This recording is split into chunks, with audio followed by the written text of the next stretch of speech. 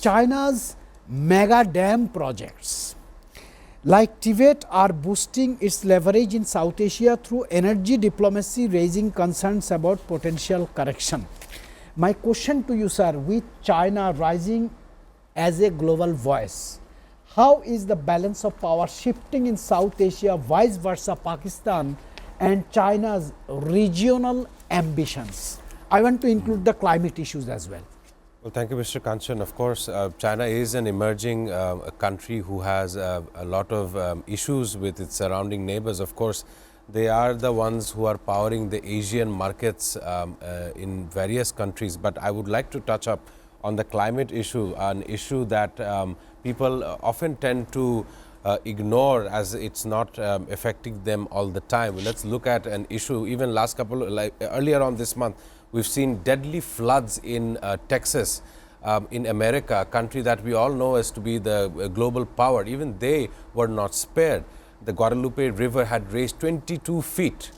You understand how tall 22 feet it looks like, and it swallowed in various households over there, and we know as per the news reports 120 deaths and hundreds misplaced. Yes. And later residents in that neighborhood had questioned the federal government of what they did and why they did not inform before such an event took place.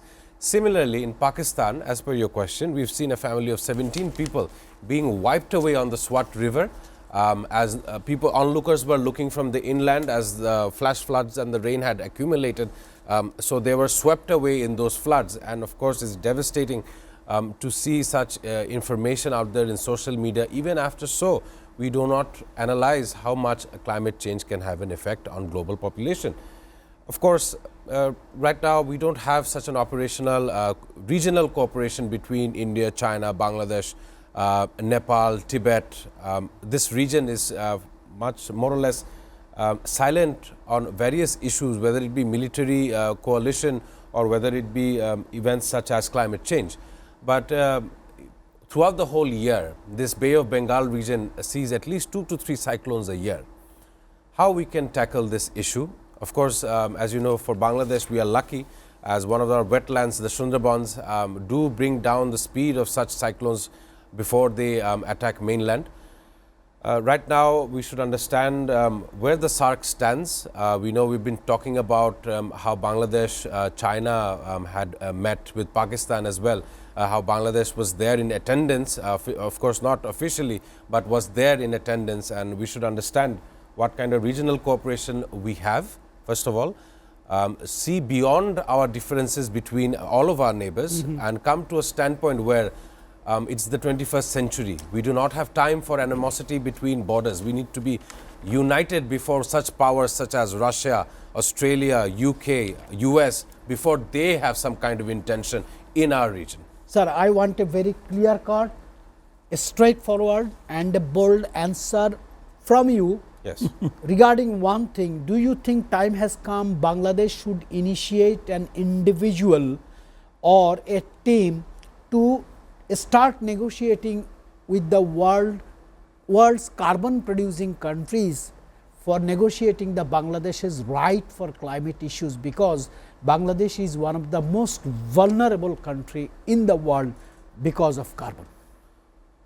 It is, we are delayed. We should have started at least 20 years ago, when Westerners, Western researching firms, Western universities have said Bangladesh only has time until 2100 before we all start sinking. Now, we should understand how because of various reasons, every year, every season, we see land falling off taken by the ocean. So, we are losing land in our southern regions. And of course, with minimum rainfall every monsoon, we see inundation in lower states. We look at Noakhali, you look at Khulna, you look at Chittagong, Cox's Feni as well. Yeah. Feni has been targeted twice in the last 12 months, once in August last year and as of recent this month as well. So, this flooding, it is affecting our citizens, but it is very unfortunately to say those who are in power or those who try to be in power, they barely acknowledge this issue of climate change. Even though we know that there are factories in Bangladesh that has environmental waste, what is our statement for before the COP 30 that is going to arrive earlier in next couple of weeks? Where are we standing in the world hemisphere as Bangladesh is said to be devastated?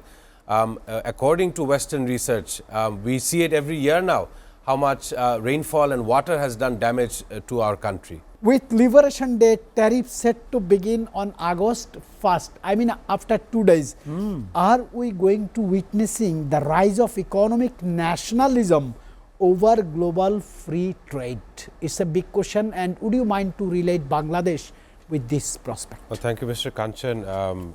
Of course, from August 1st, we will see what kind of ramifications Donald Trump's latest tariff threat to the entire world, how the other economies will spare and how they will adjust themselves to the need for America and also vice versa. And of course, it's definitely the rise of economic nationalism over this global free trade that we were enjoying up until from 2 days onwards. But one thing that I would like to mention, which definitely Donald Trump is very critical of, we've looked at the parenthood, we've looked at the immigrant issue in America. I'll give you the breaking news. 5 dead in New York City shooting, including police officer and suspect. The attacker was armed with an M4 rifle when he opened fire inside a skyscraper at 345 Park Avenue, Manhattan. Of course, the New York Police Department police officer, Mr. Didarul Islam, belongs to Bangladesh, of Bangladesh ethnicity. So definitely I would mention him today on our program. And he was killed in a New York shooting.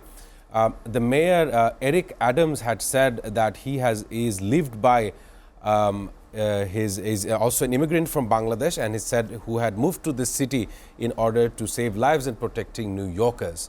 Of course, Eric Adams will face intense mayoral competition with Zoran Mamdani, someone who looks after this immigrant population in New York. Of course, my heartfelt condolences to Mr. Didarul Islam and his family for such a tragic incident. He had lost his life in the line of service, which is very honorable and which I would also demarcate today on our program. How can the UN overcome its structural limitations and to respond effectively to fast evolving humanitarian emergencies, those in Gaza, Sudan, Syria, Kiev and other parts of the devastating losing areas of the world?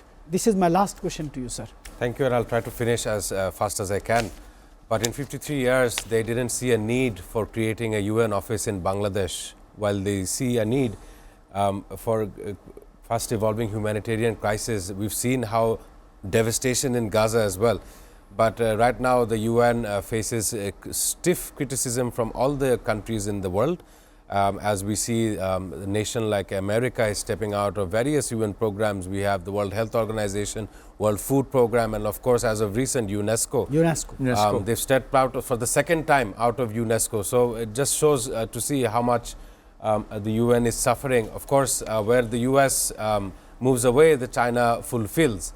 That is where the UN standpoint is as of now. But if you look at Bangladesh, we've been having a crisis. Regardless of governments, ever since 2018, the Rohingya refugee crisis, how far or how much the UN has done, forget governments and who was in power then, what has the UN done in order to address this very issue of migration of the Rakhine people into Bangladesh? Is this another frontier for our upcoming war? Is a matter of question, and we shall definitely see that in the upcoming weeks and days. Do you believe that this is a pocket organization or puppet organization by the United States of America? Most likely. This is a world confrontation event, humanitarian crisis there was there. And of course, if they wanted to end this issue, they would have done so in the last 8 or 7 years.